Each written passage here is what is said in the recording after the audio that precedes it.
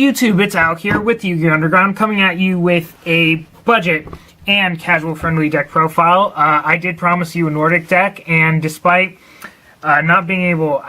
so let's just be real. I think on testing within Nordic variants that should all Nordics might actually be the best variant that there is, which is really sad because the perversion. But...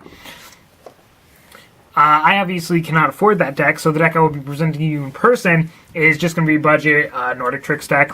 It's pretty fun to play around, but don't expect to beat the big for 3 consistently. But there's some fun stuff that, you can always take to heart through tech talks and whatnot, so let's get right to it. Okay, first, 3 Transjostner, 3 Goldfax, and 2 Traptrix. It might be finally time where the games just come to a point where this guy needs to go to 1, but this is going to be the roughest version of the draft, so to start out with, we're going to play the full Nordic engine and play 2 of these, just because this is most consistent within this engine, and those are going to be the Nordic monsters we play, because the Nordic Beasts are the only ones that are viable at any level. 3 Supernova Mega Hamster obviously searches your Goldfax so you can make plays. Black goat, big and body. white goat. And because we're playing Nimble Hamster, we also play 2 Raikou for removal. Gets you out of Vandy's locks, gets you out of a lot of cards you just don't want to deal with. Having that spot removal that's searchable, as well as being an extra body for the Transjostner, is so good that you play it despite the fact that milling is kind of a detriment for this deck. And finally, rounding out the Nordic engine, as I call it, we have 2 Tsukiyomis. What she does is because we have this monster that punishes your opponent for attacking, it's good to have the opposite, which is Tsukiyomi. She punishes your opponent for not attacking, because you can flip hamster, get a plus, put the hamster down, in turn you still keep her, and you can keep doing that, and it forces your opponent to act, and hopefully you have the cards that make them act within a situation that is in your favor. Also darks and solid set, because you can flip her, book her. Also very important because she's an out to your Ophion, window problems, and dumb monsters. Also, it's a guy. No, is it really? Yes. Couldn't let that slide. Okay. Continue. Now for the Traptrix portion of decks, we're playing 3 more Mermelio. If you recall, in my last Nordic deck, that was forever ago, you kind of need solid normal summons to play within Nordics just to be bodies that you just want to summon them and then them get hit over so that you can drop your Black Goat.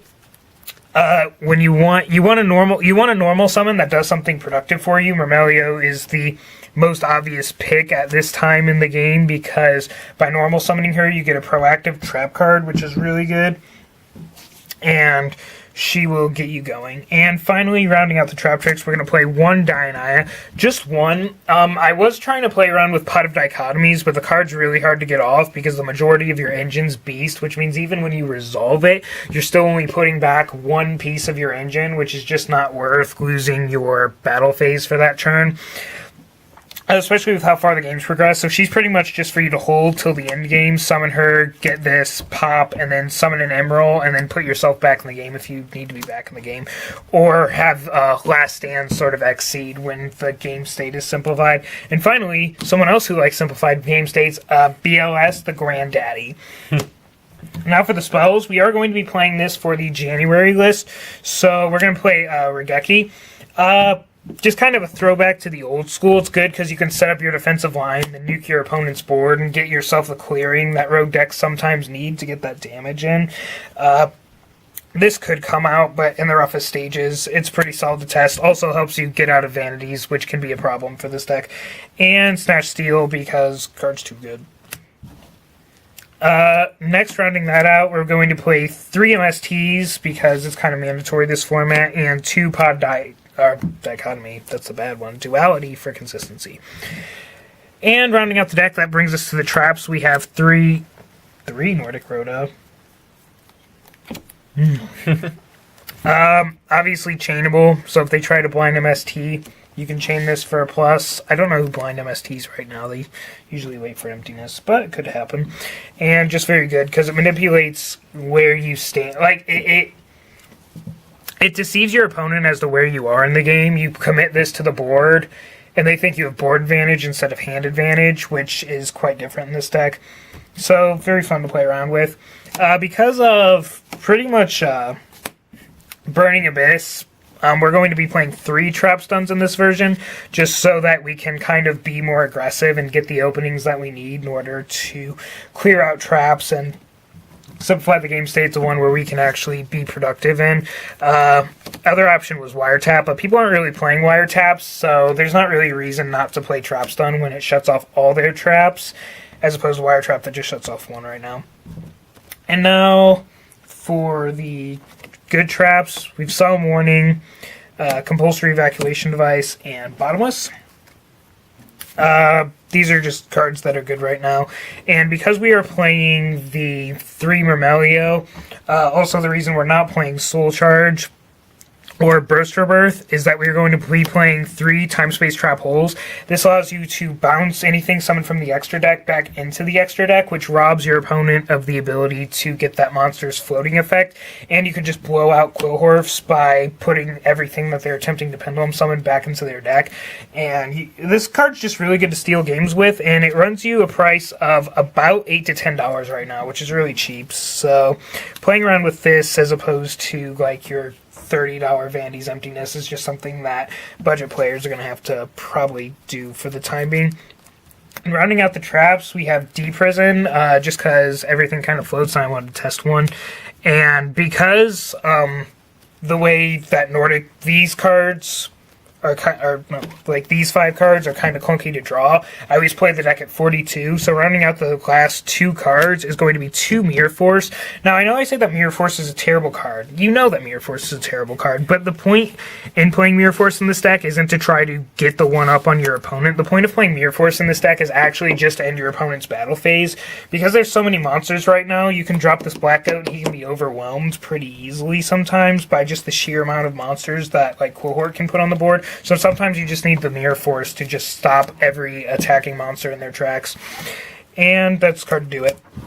Finally, the extra deck. Everything's pretty self-explanatory here. Thor, Leo. Thor kind of got worse, so this is actually kind of the better rank 10. Happens. Our 2 magazine promos. This card's awesome. This card's also awesome. Stardust Dragon, because you still have to deal with hands. And he's also kind of just better at protecting back row in some senses of the word. He also gets himself out of the way when he negates a destruction, so if they like try to destroy a ton of stuff and then push, you can at least be assured that you have a Stardust Dragon to help you reestablish in your next turn. And Scrap Dragon, Colossal Fighter. Colossal Fighter is kind of iffy. He might switch for something else. And next on the level 7, still play 2 Black Rose Dragons, because when you're playing casual, like anything can happen. You want that ability to blow up the board more than once. Card's too good. Ancient Sacred Wyvern to steal games. And Scrap Archfiend. I'm just kidding. This card finally has a replacement, but is a replacement I do not own in Yazi of the Yang Zing. He's the new level 7 Dark Worm. I got you.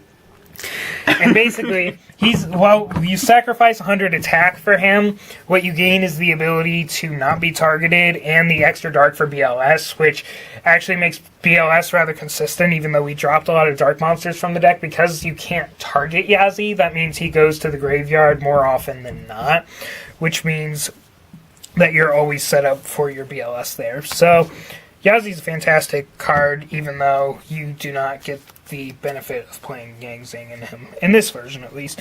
Bonus utility of Yazi, he can pop himself to just pop something if you have to do that. It's true.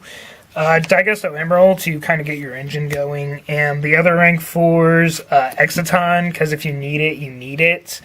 Castell, because generic removal is just solid, and he kind of outclasses Direwolf. And then finally Zen Mains, in case you end up with 2 goats on the board, you need to do something.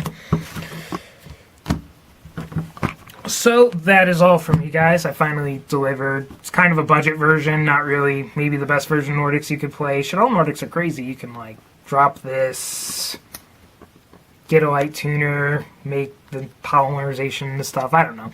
But definitely solid for people who are looking just for a budget deck that's Nordic to play for fun. So with that, I'm out.